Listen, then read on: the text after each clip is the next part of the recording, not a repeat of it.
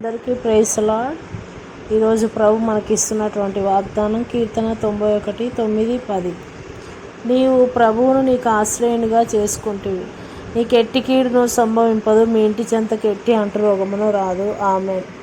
దేవుడు ఈరోజు మనతో సెలవిస్తున్న మాట, మనకు ఎలాంటి అంటురోగమును రాదని, ఏ కీడు కూడా మన మీదకి రాదు. ఎందుకంటే దేవుడే మనకు తోడై ఉన్నాడని, ఆయనే మనకు ఆశ్రయంగా ఉండి నడిపిస్తున్నాడని. కనుక ఈ వాగ్దానం మన అందరి జీవితంలో నెరవేర్చబడాలని ప్రార్థన చేసుకుందాం. స్తోత్రం అయ్యా పరిశుద్ధురానికి వందనాలు.